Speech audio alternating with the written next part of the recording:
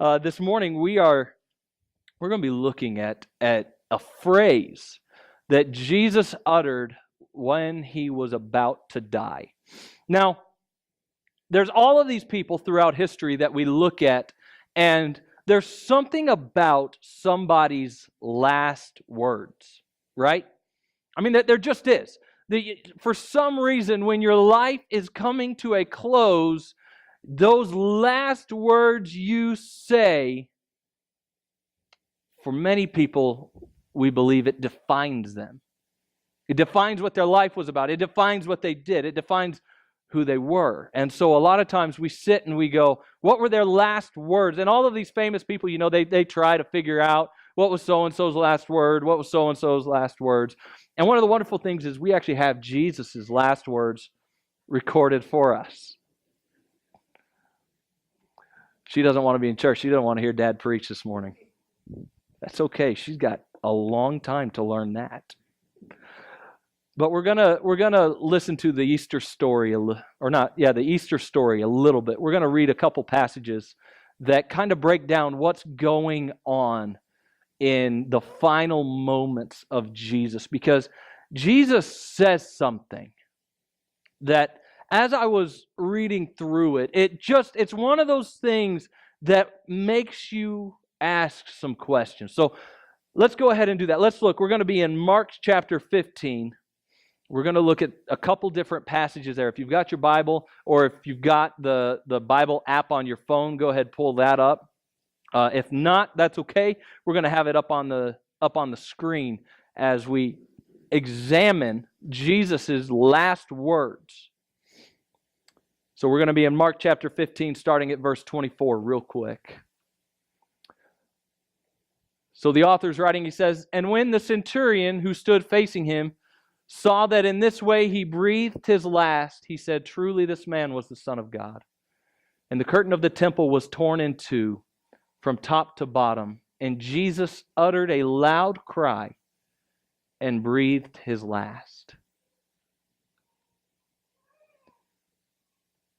And I'm sorry, that part is actually supposed to be near the end. I messed up my slides. So we're going to start here. "So also the chief priests with the scribes mocked him being Jesus, to one another, saying, 'He saved others, he cannot save himself.'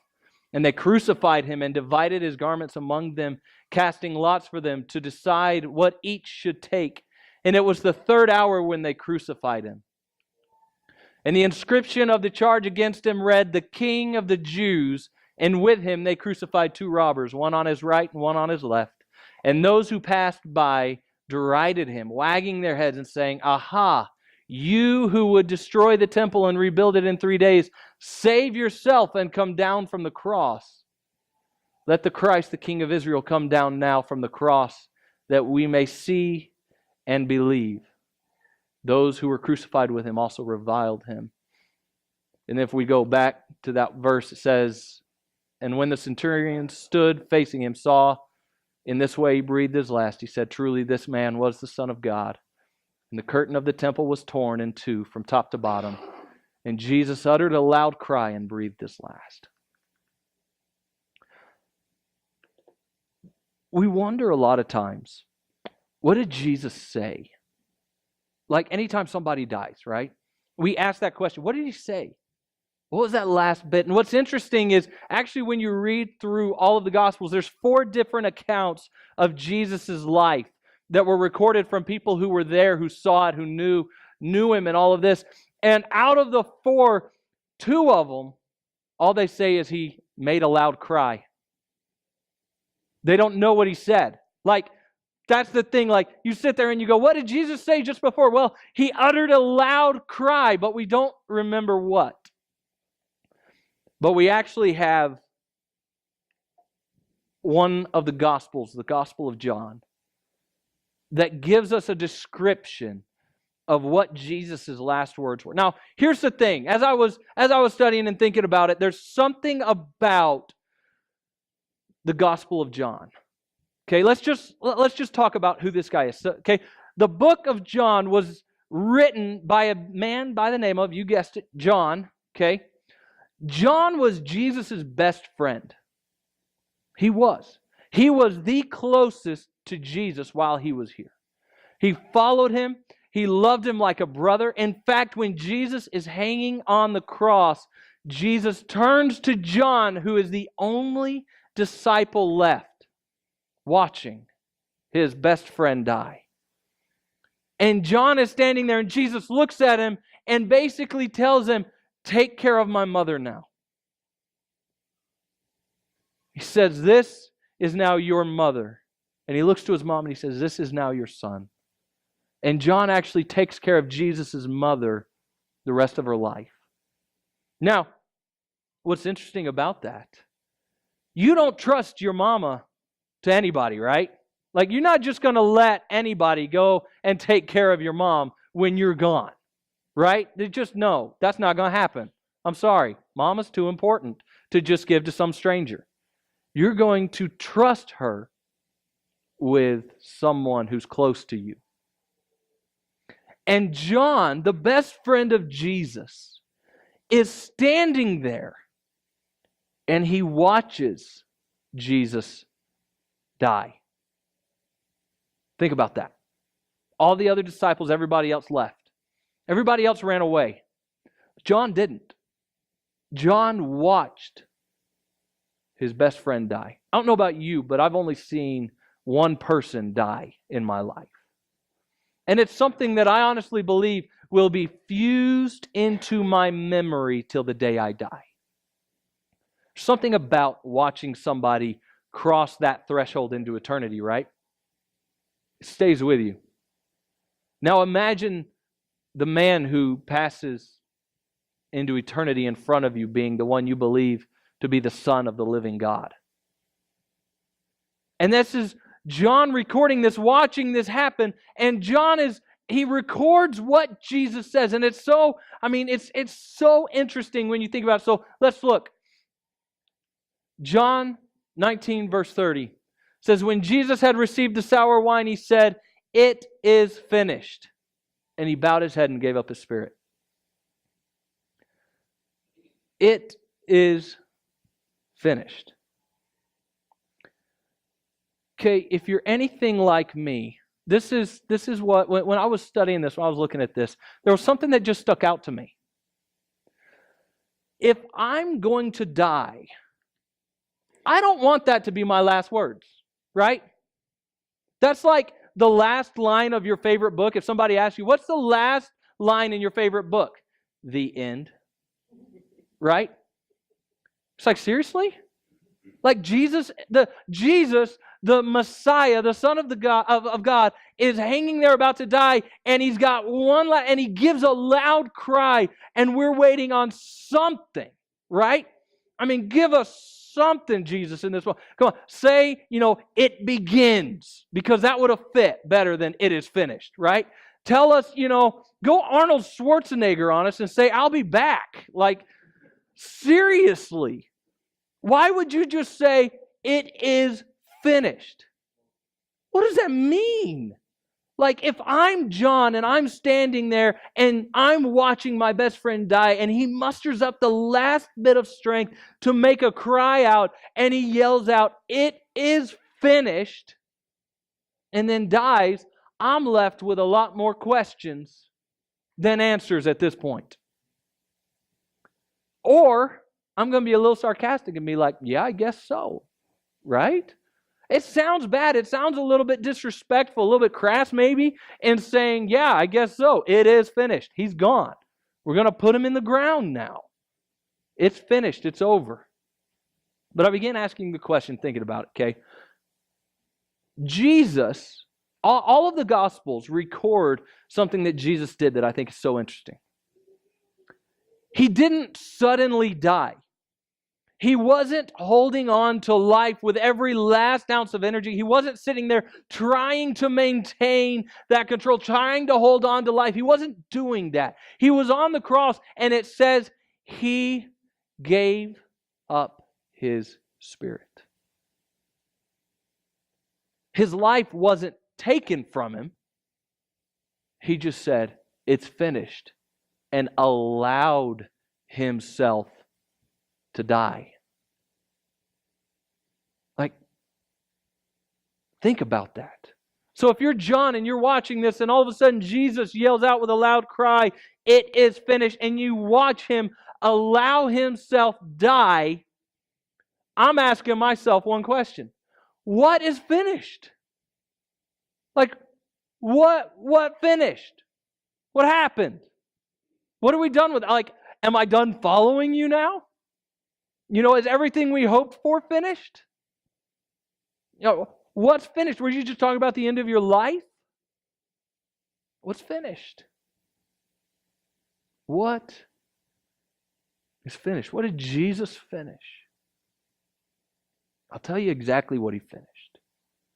When Jesus mustered up that last little bit of energy he had and was preparing to die, in that last moment, when he turns, he looks at everybody who's mocking him, who's making fun of him. He looks at his mom over here and his best friend and some of the ones who followed him. He's looking at them and he cries out, "It is finished." He wasn't talking about his life.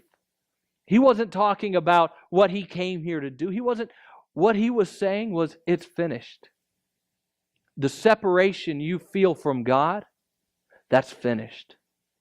The guilt and the shame you feel in your life from the things you've done, that's finished. That's over.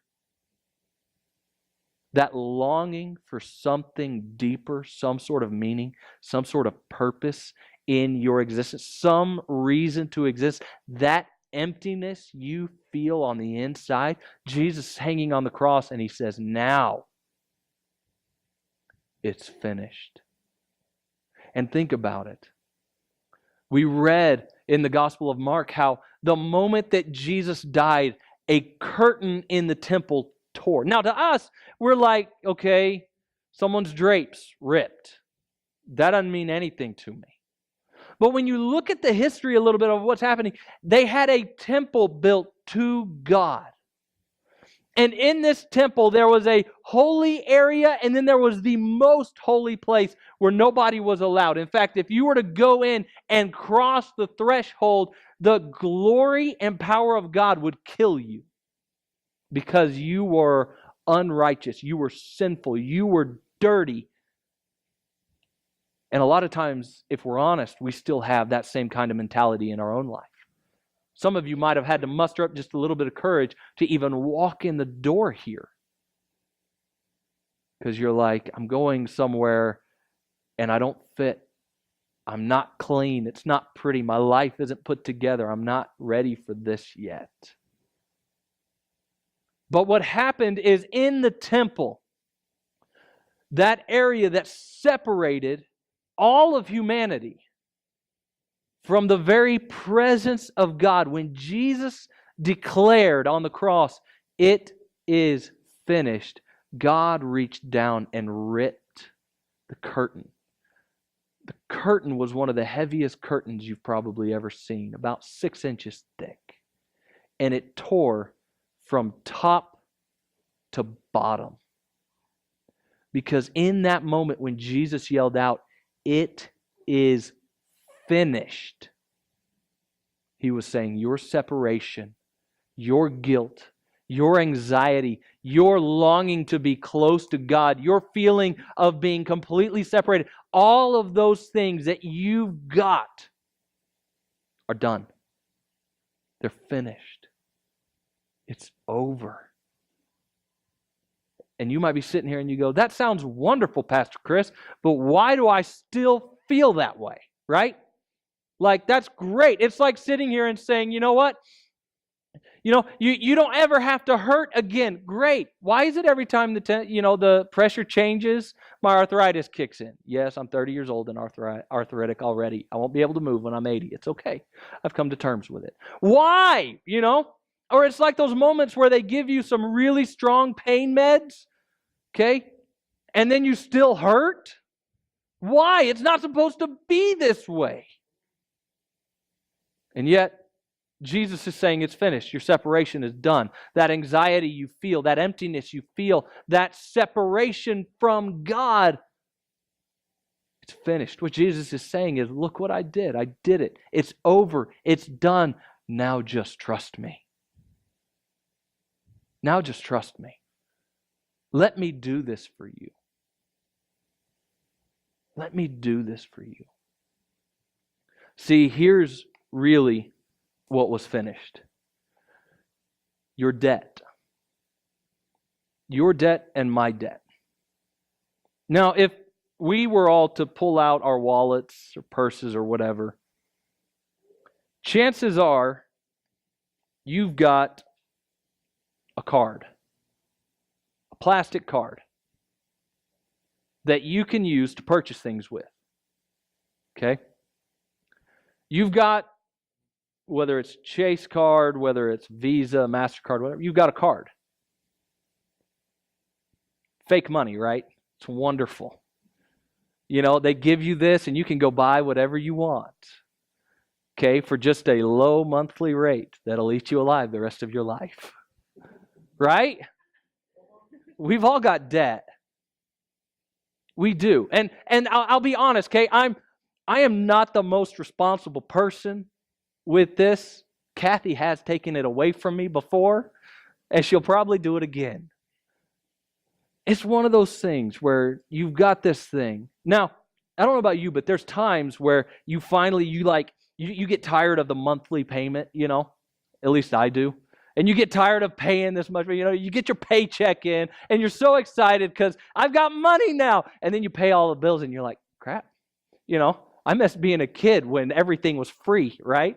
And $100 actually meant something. It doesn't anymore. And we've got this debt. And I don't know about you guys, but there's so many times where I get so tired of it. And then you go and you get it paid off. And all of a sudden it's so freeing. It's like, that was awesome. I got it paid off. It's done. I should go celebrate. Right?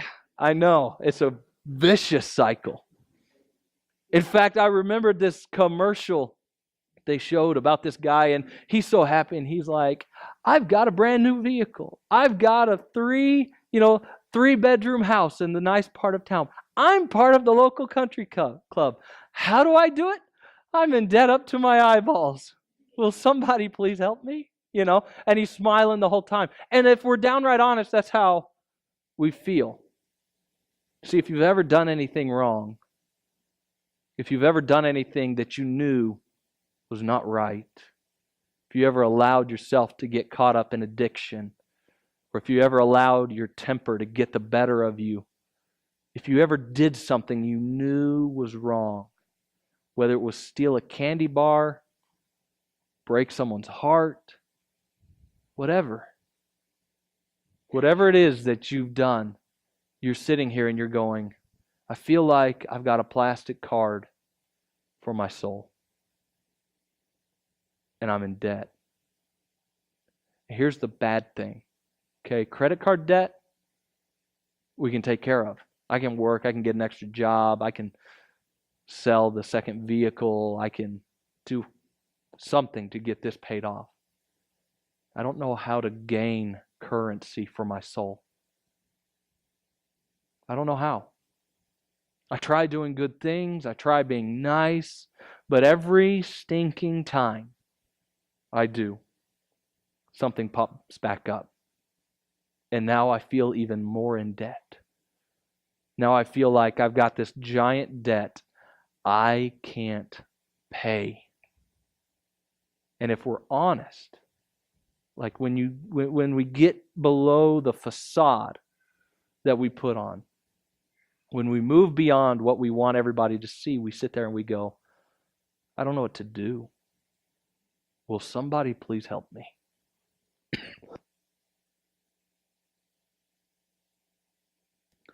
Here's the wonderful thing. When Jesus yelled out, it is finished, the thing that was finished was your debt. Like, I don't know about you, but I've got financial debt in my life. I've got student loans that are stupid, right? I've got a house payment.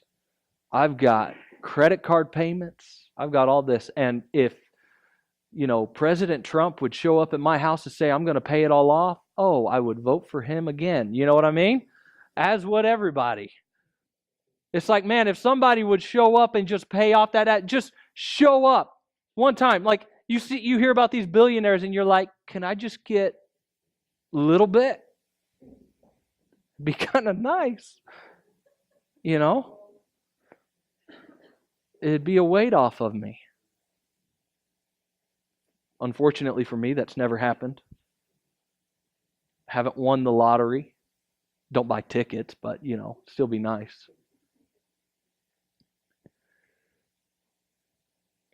Financial debt is nothing compared to our spiritual debt.